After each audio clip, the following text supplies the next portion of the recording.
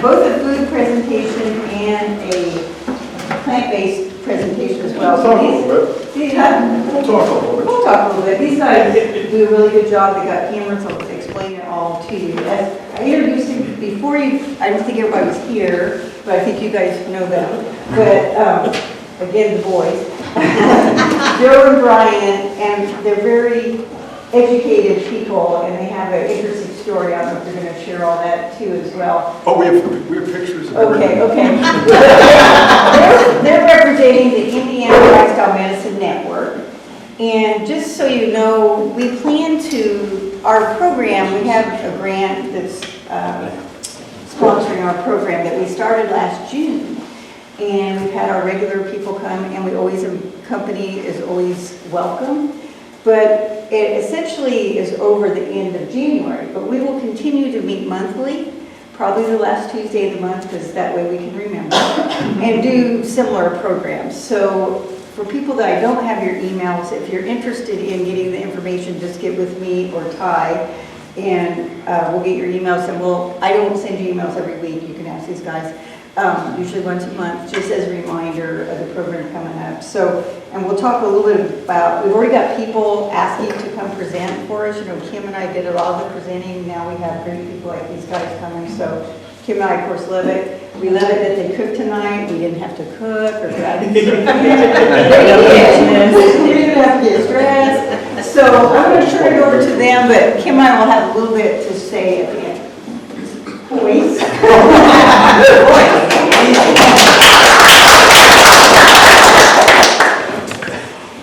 I feel like I should lower your expectations.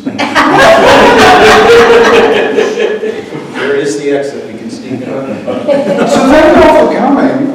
Really appreciate it. What you are seeing tonight is the output of about 5 to 5.5 years of work that we've been doing to promote lifestyle medicine. And we will talk a fair amount about what lifestyle medicine is. Not so much that it will bore you, but just about what it is. And we'll talk quite a bit about one of the pillars of lifestyle medicine, which is nutrition. Specifically, a brand of eating that you were introduced to earlier tonight called whole food, plant-based, no oil eating. We'll go over that in a little bit more detail as well as why each one of those components is important. But when people hear plant-based diet, the first thing they think is the technology doesn't work. The second, now I think you may be standing. All right, I'm going to stand over here. Not that dense. The next thing they think is, it's all going to be a bunch of baked leafy salads. We do eat salads. We enjoy salads. But we don't eat a lot of them. And so one of the things we're going to do for you tonight is show you how everything that you had was prepared and show you that it's easy and that you can do it. We're going to start with that for a couple of reasons. One, the cooking is a whole lot more interesting than hearing me talk. And the other is it takes a little bit longer, so we'll get that going so that can go into its thing, and then while it's cooking, and doing things, we can talk a little bit more about the why we're doing what we're doing. I do want to acknowledge before we begin that we are talking about food. And food carries a lot of emotion, a lot of history, a lot of meaning for a lot of us. Because let's face it, we're really glad that Bob is turning 57. But we really all showed up because his wife makes that killer cake. Food is a big part of our culture. It's the reason that we gather. Now, that's great because we come together when we gather around food, but it also becomes a little problematic because we stop thinking about the food that we're eating and why we're eating it and how we came to eat that food and whether it's still the best food for the purposes that we want to fulfill now. This is not a new phenomenon. It's really quite historic. Food was a way to show status. interestingly, the foods that showed the most status, it turns out now are the foods that are probably the worst for us. So we're not here to destroy anybody's food traditions. But one of the things that we do, and one of Brian's pet projects, is reinterpreting those food traditions in ways that may fit your nutritional and health guidelines better. I'll add one more thing about our local history of food, and then we'll get into a cooking demo. Around the 1950s, the food industry really started to take over and sell convenience and sell a bunch of other things. And they also figured out that you could make cheap, addictive food that was really profitable. And they were not shy about telling us about it and programming us. So we created an industry that was about getting us addicted to sugar, fat, and salt.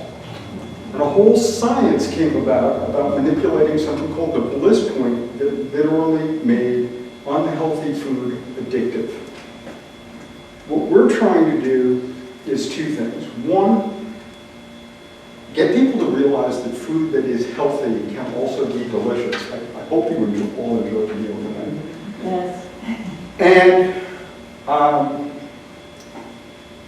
to get people cooking. Again, it's just not that difficult.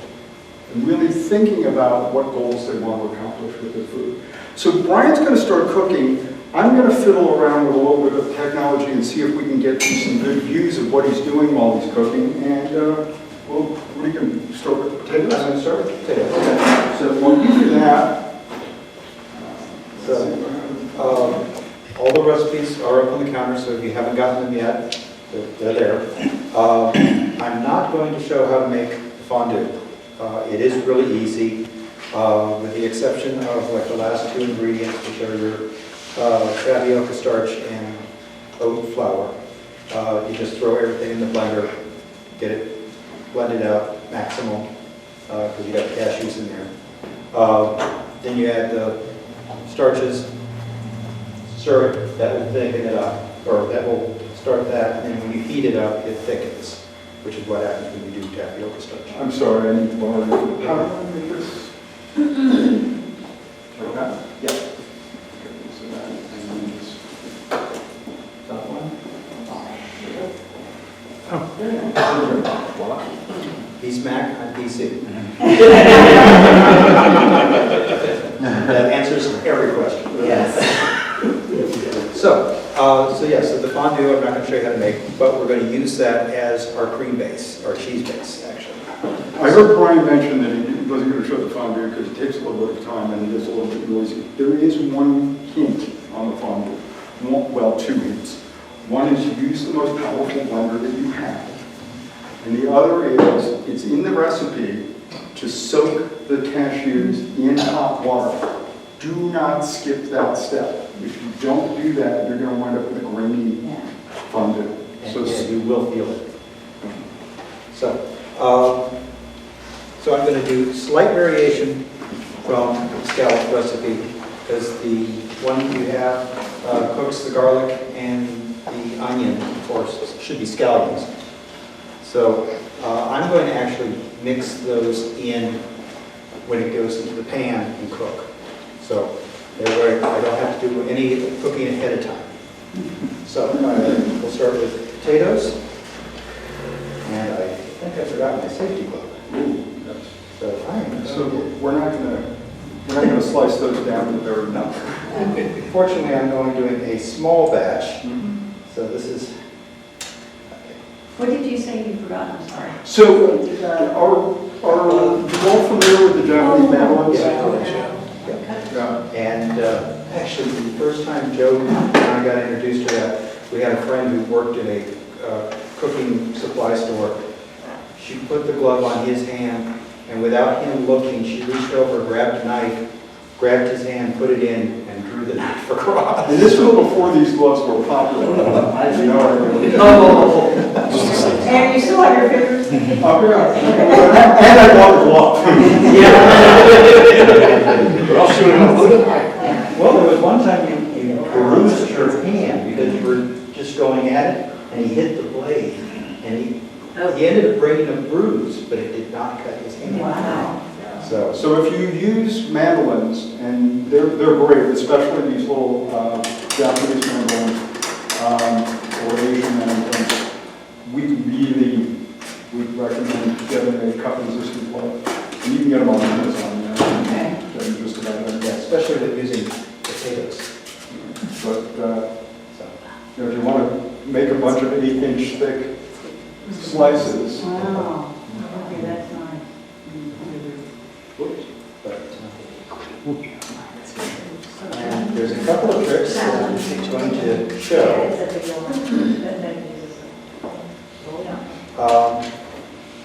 Paula mentioned that when she saw the pan, it looked really nice, because I had nice solid pieces all at the top. The hint to that is to take all of your small ones and your little bitty pieces, and you start with those. And those all go on the bottom or in the middle, and you build up from there. Oh, I'm sorry. That's what I just wanted to see. Because I was impressed. So I thought my potatoes never looked that nice. Now, yeah, you hide all the mess on the inside. and the scallions, and I already have some sliced, so I don't have to worry about that. So, a couple layers of potatoes, a layer of scallions. And you can really put anything you want in here. Right, so if you like tofu bacon, for example, you could layer tofu bacon in here. Now Brian's going to do us a little trick with the fondue. So we start with the fondue as a base. And let's see, just double check myself. I did a ton of these, but I was half asleep. Yes, it's a good thing I did. So I'm going to start with my dried meat. I don't have fresh thyme. I'm using dried. When you do that, you use half as much as the recipe calls for.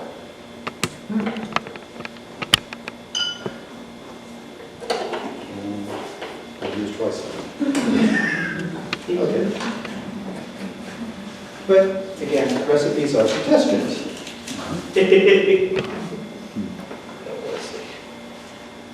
I'm going to use dry garlic rather than fresh garlic. And we like garlic. One of the things that we did tonight, especially with the sloppy joes, is we made them kind of right down the middle because we don't know what different people's tolerance for heat and different spices are. You can spice those any way you like. If you like something that's a little bit more chili-like, you could add canned or fresh chilies or dried chilies to it. If you like something that's spicy, use a spicier barbecue sauce. We've been having this recipe quite a bit over the last couple of days, and so we had it for lunch yesterday. And instead of just having this, we had some other cheese sauce that we made for something else, mixed it in, and put it over soy hot dogs and had chili cheese sauce. Oh, that's good. So one of the things that I'd encourage you to do is look at the recipes that we're providing you in all of these recipes and see how you can use them as components and mix and match those components to do the kinds of things that you want to do. So, for example, once we hit the... Now I just added some cayenne to that. It's in the recipe. I did not cook with it because I know people can be sensitive about it. So you are free to leave it out or add it in. And as I was developing the script for this section of the presentation, I thought, well, how can we really get people thinking about this whole idea that you can mess around with this recipe and what do I like in potatoes? And I thought about, well, I really like horseradish mashed potatoes. I don't know how people do. And so, since this is just a little container that we're going to take home with us, Yeah, I am not wearing any safety stuff, so this is not intended for public consumption. when we cooked for you, there were beard masks and hair masks and the whole thing. Yeah, we looked like we were going to clean up a toxic waste.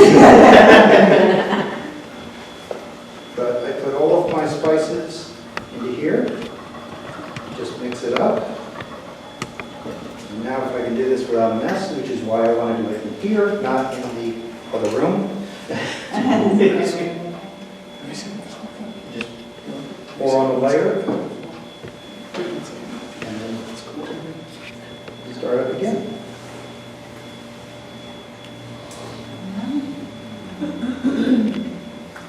This is what happens when you go to a tech rehearsal and you wind up seeing the back of his head.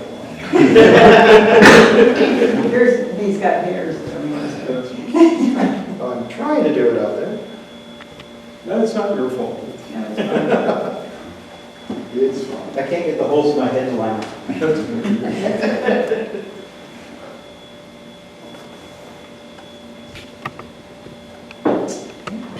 If you wanted to do this with sweet potatoes, you could do it with sweet potatoes. If you wanted to do it with a mix of white and sweet potatoes, you could do that. It looks really pretty and very festive for holiday things. I'm actually going to pull those back out because there's another trick I want to show you. As things start to mound up in the center, Oh, yeah. what you can do, go ahead and out. That should be right now. Bring out the knife. Oh.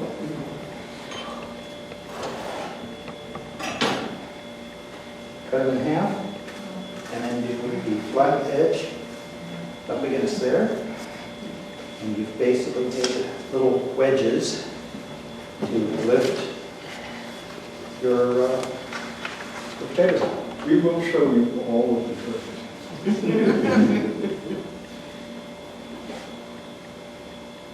And then just do your topping layer. I'm going to make use of these. Now, you've seen this and you've had it. There's no butter, there's no oil, there's no dairy. A lot of times we put those things in the food just because we're used to it. And then that would be it. Goes in the oven. You cook it until it's potatoes. You can easily poke through. Use a knife or fork.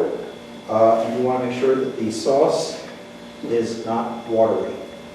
So it should not be sloshing around or anything like that. It should be nice and thick. One of the things we love in the recipe is we use tapioca starch, oat flour, or a combination of both. And that's the thickening agent. So you really do want to find that. Tapioca starch, if you have an Asian market, if you go to Solago or any of those places, it's relatively easy to find. It is really inexpensive, and it's a great ingredient. What's the difference? 'Cause I've seen that before, and I have the minute tapioca. With the pearls. Yeah, I had a little pearl, so she can use that instead of. It won't work the same. The tapioca starch has actually been ground down to a fine powder. It almost looks like cornstarch, so it's where the starch has been extracted. The tapioca pearls are more. They're going to cake their shape. So you're going to end up with little beads. So why would you prefer tapioca starch over cornstarch?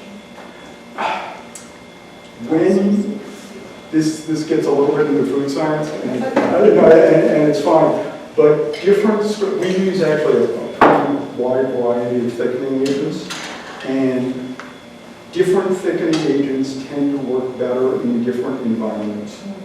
And so we found that in this particular recipe, the tapioca starch works best. Cornstarch is going to give you a little bit more of almost kind of a jello feel, a little less of a creamy feel. And you may get a little clarity. It might look a little too transparent, which might make it look a little weird. So you could try it, but I think with the amount of starch that you need to thicken, the cornstarch is going to be a little off flavor and a little off on the look. Yeah, I just haven't been able to find it. A lot of recipes. If any of the Asian markets, sometimes you have to ask for it. I have a long story that I'll make short where I went into an Asian market and I asked for it, and all of a sudden I had a bunch of new friends because they thought it was really cool. But somebody who about me was asking about that other stuff. So that's for the potato. Mm-hmm. I don't know, do you want me to go ahead and start this? Yeah, what are we going to do that? This way I don't have to try and figure out how to switch. You thought you were going to get a break.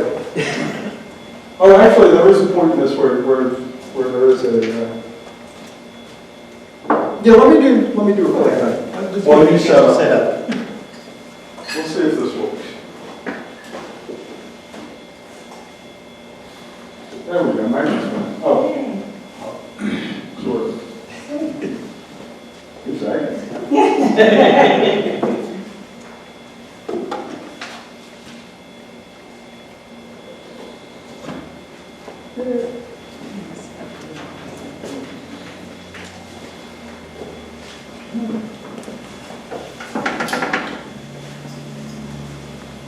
Close enough. So we've already established that if you want to go, the whole 9 yards, if you want to go the organic route and all that, that is fantastic. But really, what we've discovered is for a lot of people, it's a spectrum. A while ago, 5.5 years ago, Brian had a heart attack, and we'll talk about that a little bit more. It's boring. And I had a colleague who was trying to get me to eat like this for a very long time. And this was the event that I needed to get over that point. So part of what we're trying to do is to get people to examine their lifestyle choices and make healthier lifestyle decisions that are appropriate for them without having to go through the catastrophe first. We went out and did a little bit of research, and we found that the American Heart Association said that plant-based diets are associated with less death, less heart disease, less death from heart disease, and less death overall in middle-aged populations. And we are going to hold on to middle age with both hands. The problem is that's pretty general advice, because a plant-based diet could look like that. Yeah. Even worse, a plant-based diet could look like that. That's probably not going to get you there. So we tried to figure out where we could get better information. Now, before we go any further, I should put the general warning out there, or the general information, that we're providing you with information. Some of this information is actually very powerful. People have been able to do things like reverse their diabetes and not need their diabetes medicine anymore. Reverse heart conditions. Now, what that means is that if you are currently on medication and you start eating like this, you may reach a point where you're inadvertently taking more medication than you need, which can create a dangerous condition. So, I know everybody says before you started a major diet or exercise program, you should consult your doctor. But it's not just because the lawyers make them say that. You really do want to do this in conjunction with your healthcare professionals, especially if your goal is to make some major changes to your health condition overall. So, we started with the idea that plant-based diets are a good thing. We looked for better information. We found the American College of Lifestyle Medicine. For people who are not familiar with the American College of Lifestyle Medicine, even for those of you who are, ACLM is a relatively new board certification that is available to physicians and other healthcare practitioners that's focused on this idea of lifestyle medicine, which is educating and equipping individuals so that they can make better choices to protect their health and fight disease. ACLM currently does not recognize state chapters. However, we founded the Indiana Lifestyle Medicine Network. I'm the founding vice president. Not that big a deal. But what we have done is we've put ourselves in a position to become the state representatives for ACLM when ACLM starts recognizing. If you are interested, the Indiana Lifestyle Medicine Network, ILMN, is showing The Game Changers, which is a really wonderful film about lifestyle medicine, especially as it applies to the world of sport, this Saturday. And for those of you who can do the QR thing, The QR code is up there, and for those of you who don't or who are a little too slow on the draw, just come see me afterwards or look it up on Eventbrite.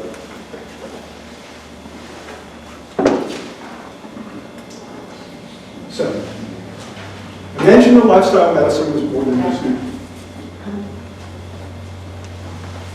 sorry. No. Okay. I mentioned that lifestyle medicine was more than just eating right. There are actually 6 pillars. I always get in trouble when I put a number on there. We'll see if I have that. There are actually 6 pillars, and I want to go over them really quickly. The first we've been talking about. It's about eating well. Right?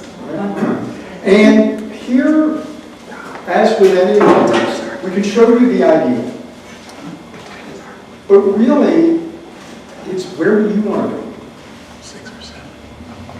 What are you willing to do? And what are the results that you want? So, for example, I said that people have successfully gotten off heart medications, have gotten off diabetes medications, have cured chronic disease. And I'm using the word cure in a way that the medical establishment has not for the past 100 years or so. But if you want to get off your diabetes medication, you're not going to do this by having a meatless Monday. You're going to have to make a more dedicated commitment to the principles of lifestyle medicine. If you just want to get incrementally healthier, skip the meat every once in a while. Second pillar is move. Doesn't mean that you need to bench press and do it. It means that getting off the couch every once in a while is a good thing. In fact, there are numerous studies, and I won't try and recall the statistics exactly, but the health benefits between being on the couch and walking around the block every once in a while, the difference in health benefits is actually larger than the difference between walking around the block every once in a while and running marathons. Not to say that, excuse me, there isn't additional health benefits to be had, but that difference between sedentary and movement is huge. Means reducing stress. And reducing stress means a number of things. Because the other thing that, the other thing that gets lumped into this category is reducing reliance on substances. Whether those are prescription substances, whether those are other substances. Actively working to reduce stress in our lives is huge, pays off huge benefits in terms of health. Means getting enough sleep. The studies on sleep are a little bit scary. I talked about this a little bit in the last meeting that we all had together. But sleep actually restructures our brains. It's amazing, some of the functional imaging that they've done of brains at rest and the physical clearance of toxins from our brains during the sleep cycle is remarkable. And those toxins are cumulative. So there is no sleep bank. That those all-nighters that you pulled in your 20s, you don't get to make up for those. So getting enough sleep, making sure your kids and your grandkids get enough sleep, this is huge for all of health and specifically for cognitive health, for dementia, Alzheimer's, and those kinds of diseases, which are on the rise. And not only are they on the rise, the spike is getting younger, which is a little bit scary. And finally, community. It turns out that all the stuff that we've heard for ages about human beings being social animals, we are. We need each other. We need connection. So things like this, treasuring the people around you, forming true connections, and honoring and respecting and paying attention to those connections is not only just a feel-good thing, it's a be-good thing. It is a wellness thing. It will make you physically, emotionally healthier. And there's science that backs all of this that I'm not going to get into. Okay. So we talked about the fact that it's not just screens. A couple of, this year was a little strange for Thanksgiving, but before we all went and hid in the basements, we used to do what we called our Orphans Thanksgiving, which meant if you had nowhere to be on Thanksgiving, you had a place to be on Thanksgiving. This is what a meatless Thanksgiving looks like. No, I don't see a single salad on there. Oh yeah, I guess I know. So, you know, it's all very doable. You can respect those traditions. Talk a little bit about how we got there. Do y'all know the Widowmaker? Not the cartoon character, but the left anterior descending artery. It's the largest artery that provides blood to your brain, to your heart. And it's the one that, if it gets clogged, it causes more deaths during heart attacks than any other cause. Well, if a clear LAD looks like this, and nobody's does, it's got a little bit of plaque in it. Brian's LAD looked like that. Ooh. Wow. It was 99% blocked. Doctors were amazed he was alive. They were shocked when they found out he walked into the emergency room on his own. I was sitting in the waiting room of the emergency room at the Veterans Hospital, and they called me back and said, "Your friend had a heart attack." And I hadn't seen him yet. They just told me that. So they brought me back to the room, and Brian was inspired to take his first selfie.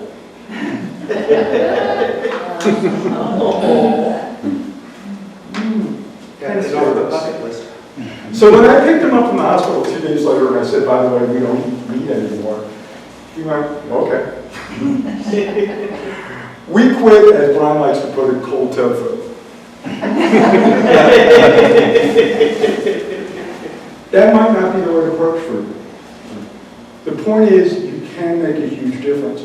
Brian's cholesterol went from 230 to 175. in 4 days. Wow. Wow. Yeah. Now, not everything's going to move that fast, but there's documented evidence, not just Brian's single anecdotal case, that your cholesterol can move that quickly. The problem is, we get so much advice. We get so many people telling us how to eat and what we should do to be healthy, and then some of them try to run for office. Whoops. And we love it, right? We go for it all the time, right? Because we all know that it's not that hamburger that's going to kill you. It's all the carbs in that darn bun. So, once again, looking for quality information, and one of the sources that we found is a place called nutritionfacts.org, and that is the URL. Nutritionfacts.org is run by Dr. Michael Greger and a team of about 25 to 30 researchers who review virtually every published article on health and nutrition that is published every year. That is an enormous amount of stuff. And then they summarize it and they tell us about it in ways that at least Brian and I find pretty useful. Excuse me. One of the things that I like about all of their reports is that they're fully footnoted. They tell you, not only do they tell you what the original sources are, they provide links to those sources. So if you go, "No, that can't be it," you can't. And one of the other things that they do is they recognize who sponsored the study. Because it's really interesting to find out that 99% of the studies that say that eggs are good for you come from the American Egg Council.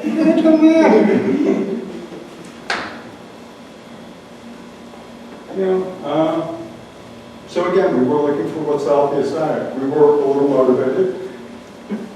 And it turns out the healthiest diet, this is where we get to what we've been talking about all along, right, is whole food, plant-based, and no oil.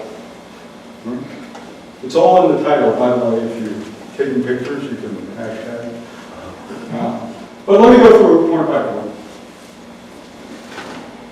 What we mean by whole food is all food where nothing beneficial has been taken away and nothing harmful has been added. Now, that's within reason. Doesn't mean that we're going to go chewing on stalks of wheat, because that would be kind of awful. But it does mean that instead of shopping in the center of the grocery store, it might be good to look around the edges a little bit more. Plant-based, pretty straightforward. It means that your food should not come from things that look like this, and a little bit more from things that look like that. And the no oil part, well, that's the most controversial. Now, we're saying no oil, not no fat. So what we mean here is instead of eating fat that looks like this, eat the nuts, the seeds, the olives that those things come from. Because let's think about this for just a second. When I take an olive and I turn it into olive oil, I take those olives and I put them in a big press. And there are two pipes that come out of the press. And one pipe has all of the oil in it, which is almost pure fat. Fat is the most nutritionally lean, lowest amount of nutrients, calorically dense, highest amount of calories, food on the planet. Then I take, and in the other pipe, I send all the minerals, all the fiber, all the micronutrients, and I feed that to the pigs. Now, I could go on and on about oil, but I'm going to leave you with two thoughts about it. There are at least two things that the consumption of oil does. Both of them are not very good. One is they make the outside of your veins and arteries stiffer, a process called atherosclerosis. What that means is your arteries are less able to expand and contract, which means you are less able to modulate your blood pressure. The other is it makes the inside of your veins and arteries stickier. The technical term is it reduces endothelial production. But it makes the inside of your veins and arteries stickier. Which means all those clots, all of those things that are going to make your LAD smaller and smaller and smaller can form easier. Eat the olives. They're delicious. I have had fights. I mean, out and out ridiculous fights with professional chefs who said, it is impossible to cook without, it simply cannot be done. Now, we've been feeding ourselves for 5.5 years now. There is no oil in our kitchen. And I want to assure you that it is possible to saute vegetables without oil. In fact, cooking demo number 2, let's show you.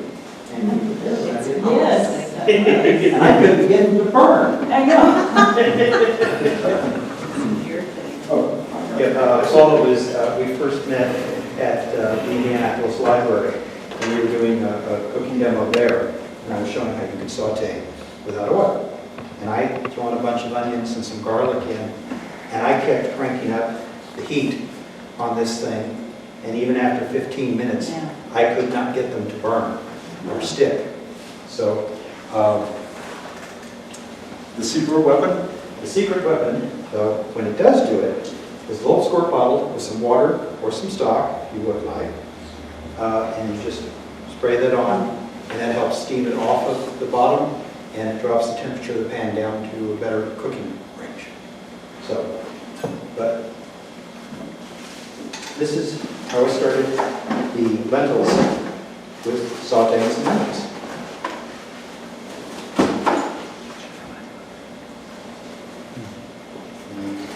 As long as I don't take a finger off, I'll be happy. I think everyone else would be too. You want to keep it It's not plain. plant-based. That's very You get to meet up with the cannibals later. They're not here till 10. so.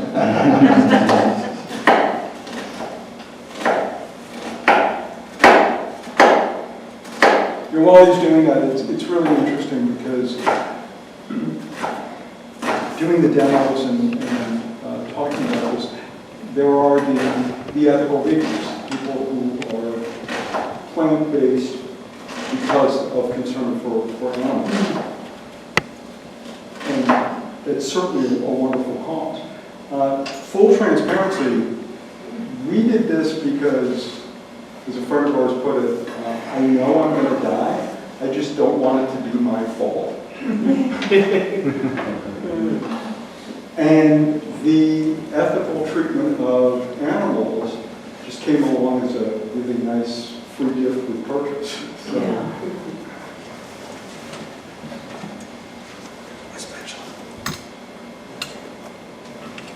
So dice some onion. I'm not going to worry about portions so much on this. It's going to be more technique. I don't know if you can hear that or not, but it's starting to sizzle. the biggest hint that we have here is just go slow.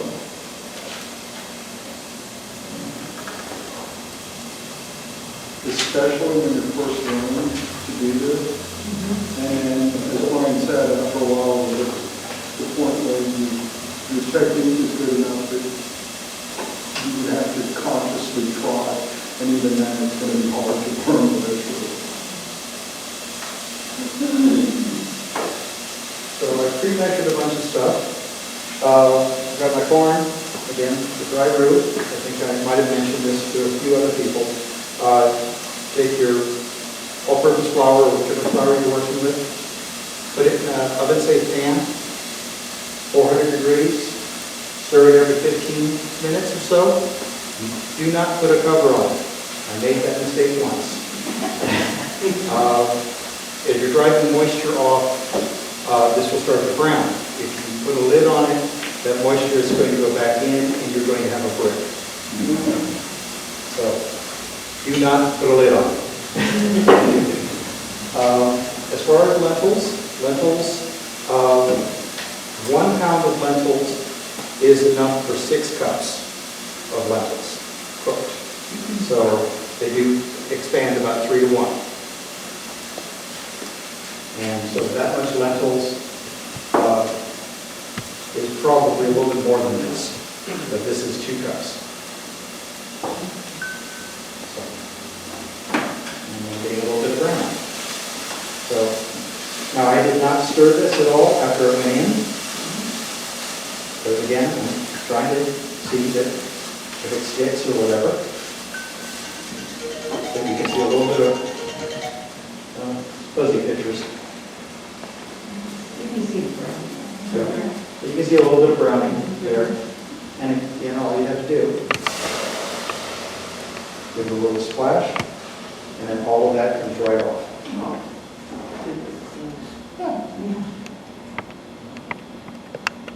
And my pan is clean. And I did not start with oil. So.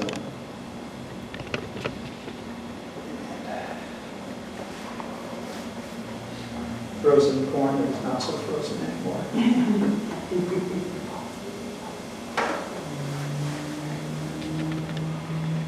And again, also if you add that in, the moisture that comes off of the frozen corn, that will also help drop the temperature down and steam stuff off in the bottom. So you can actually use the foods you're adding in to help do that. What you'll find is, as you start cooking like this, your feel for temperature and moisture content in the food will really start to develop. And that will let you do a number of things. One of the very important things is really get the level of browning or crisping or other textures that you want to get on food much more accurately than the average home cook.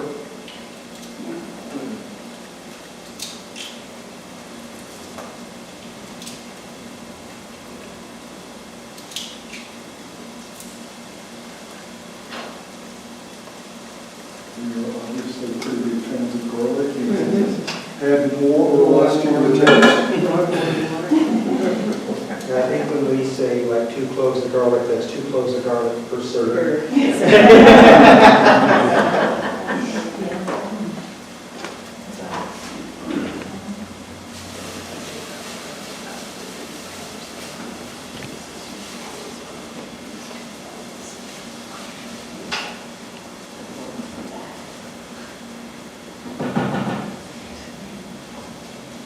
Now, I mentioned this earlier with a few other people at the table I was at. When it comes to the roux, I've got a quarter cup on the recipe. At the end, if it looks like it's still a little wet for you, if you'd like thicker or something like that, you can add a little bit more, so you can almost double the roux. That will give you your thickening. If after you've made this the first time, you want it looser, just add less. So this is how thick you get. So 2 things about the roux. One is it's a good chance to hit the point that you mentioned earlier about cornstarch and other thickeners. We're using the roux in the sloppy joes because it works really well in that. If you try to use it in the potatoes, it would probably be really greeny and lumpy and just really knock off the texture. The other thing is, Brian mentioned putting this in the oven and toasting the flour to the level that you like. And if you've done any Cajun New Orleans style cooking, you know that there's a whole range of roux, from blonde roux to brick roux to brown roux and all that. This substitutes 1-for-1 with those fat-based roux. And just like those fat-based roux, the darker you make them, the less thickening power that they have. So if you like a darker roux, that's fine, but just be aware that you're probably going to have to add more of it to get the same level, the same consistency as you would with a lighter roux. Also, if you do go from a light roux, as you cook it in the pan, you can let it brown a little bit more. So you can add a little bit more darkness to it if you like.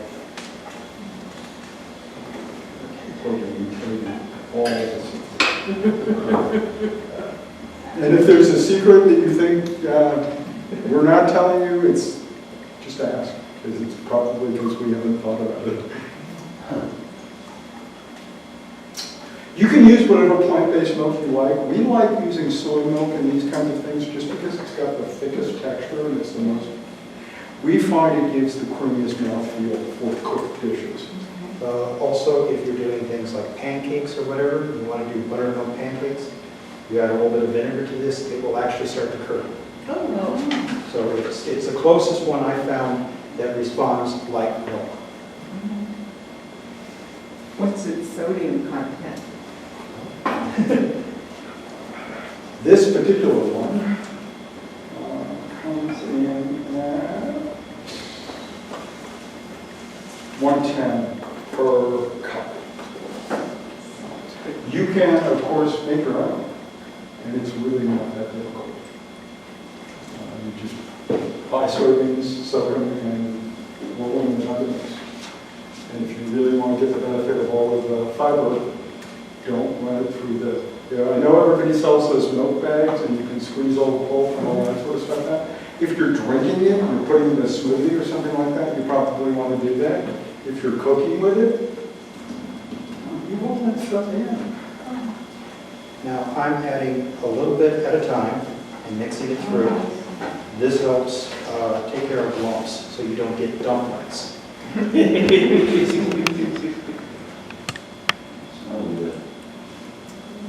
you like dumplings, no good. They're good in a place, just not here. Might remind you of mom's cooking. I don't know if I remember lumps, but Would you like Rubens?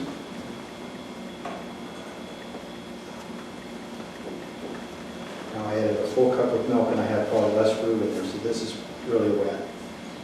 But again, like I said, I'm trying to do technique, not Yeah. portions.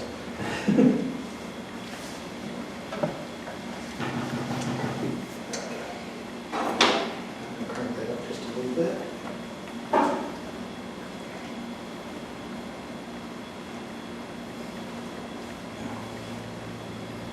Now, this once again is bringing it creative. We're using smoky paprika. If you would like a little extra smoke, you can add more of this, or you can add some liquid smoke. And I would sneak up on it, just add like maybe half a teaspoon at a time, and just sort of sneak up on it. If you like heat, you could add cayenne. You could add whatever chili powder you like. You can go creative with the mustard. We're just adding basic yellow mustard. You could add whatever you like there. We really encourage you to play with these recipes and make them your own.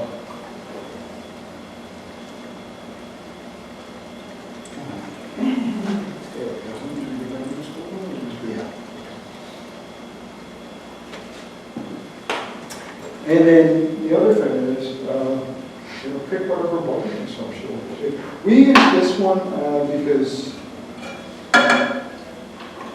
it's got cane sugar in it, and those barbecue sauces do have sugar in it. But we've been trying to avoid the high fructose corn syrup ones.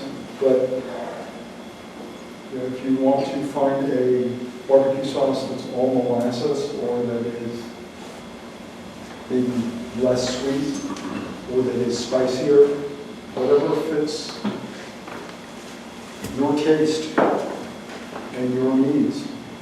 As I said, the whole food, plant-based, no oil, that's the gold standard. You're going to get as close as what works for you and what you're trying to accomplish.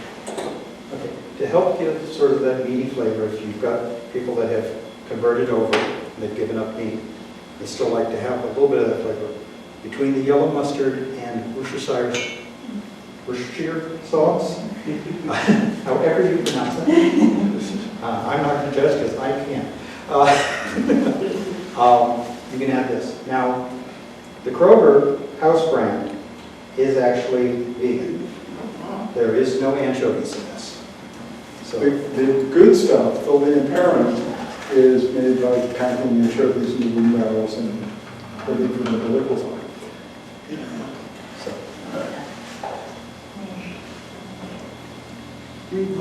So, yeah, read the label, and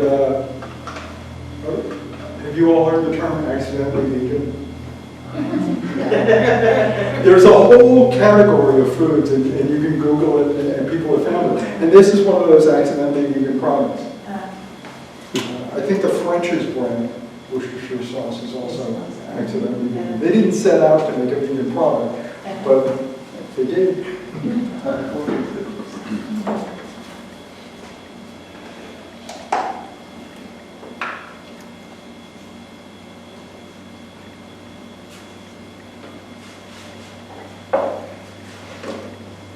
Now, the lentils you cooked ahead of time, right? yes, Yes. because there's not enough moisture Yeah. in this to cook them. So, and like I said, I put a pound in, and I get 6 cups, and it's like, okay, that's enough for 3 batches. And I know that because that's what I made for tonight. Which we appreciate very much. Yes. And I noticed that the pan is almost empty. And Which we like to if see. anyone needs to run over real quick. I did my part. Okay.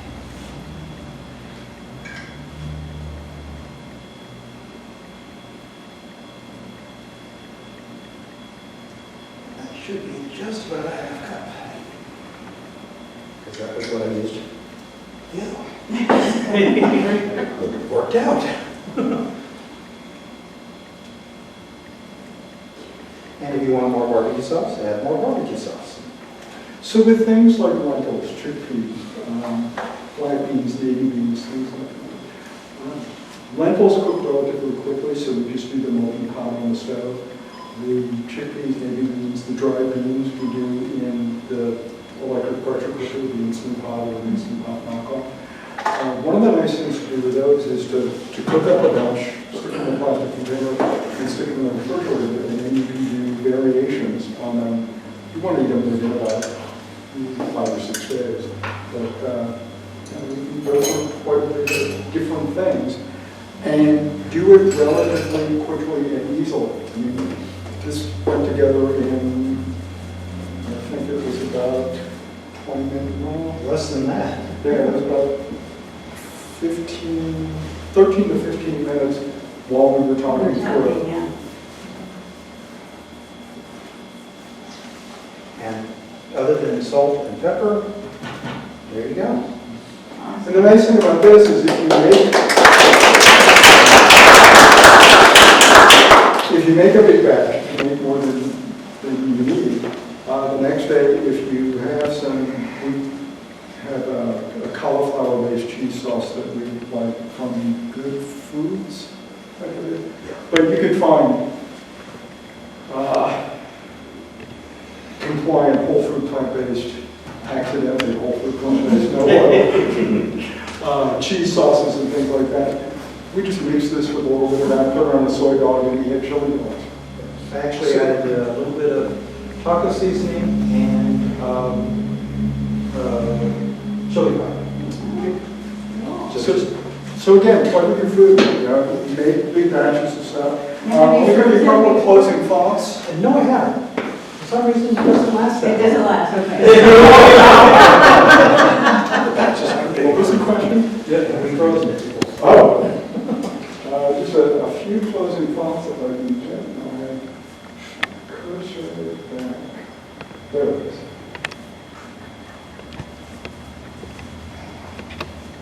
Have you guys thought about with the Indiana Initiative for Lifestyle Medicine, about putting together a little short cookbook as a marketing promotional?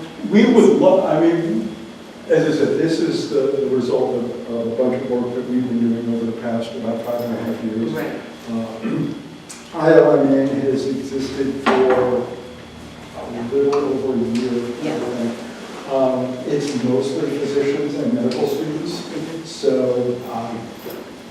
we are actively seeking volunteers. Now, I have been doing some videos for the public library. I'm going to get to that in just a second. So let me finish up with a couple of thoughts. One is that what we've been trying to say throughout the night is this is all about progress, not perfection.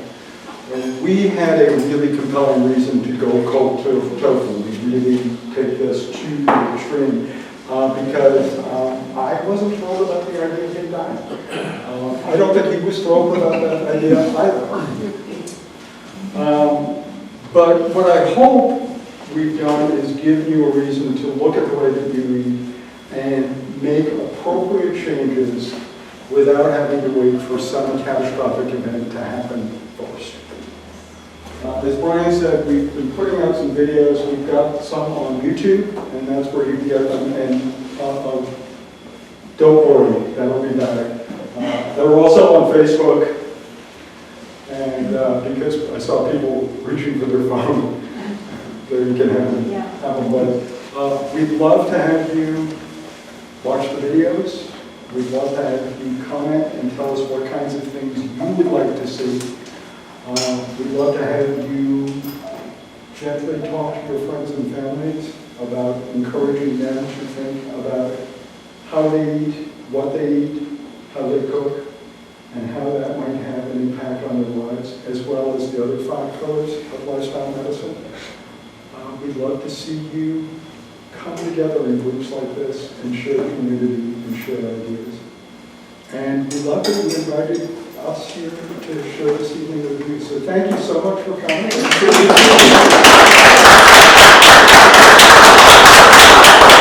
We are going to stick around. We are completely transparent about everything that we do with food and health.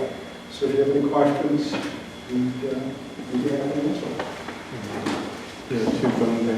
Do you might have any questions for them? Thank you for inviting me. Yeah, this is great. Very well worked. Yeah, so I just wanted to know how you hooked with Kelly in the American College. Did you, because of We Ryan's? actually belong to a whole food plant-based meetup group Okay. that would meet once a month for pitching. And Kelly was a member or a guest to that one day, and she just kept in contact with us, and That's fabulous.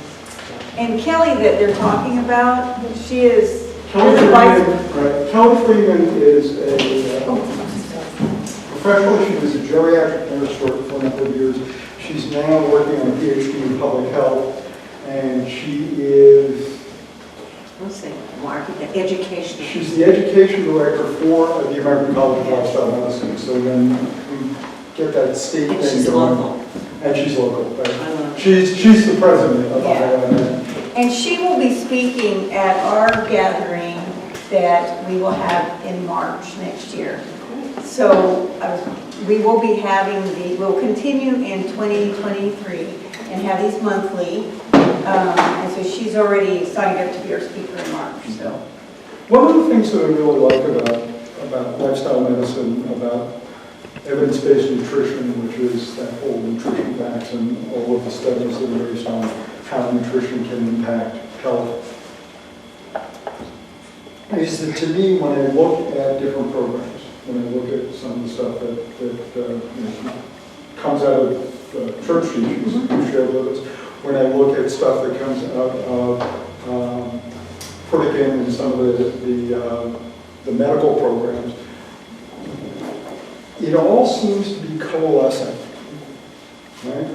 You know, all of the fad diets, you should eat grapefruits, you should eat nothing but potatoes, they just seem to go all over the place.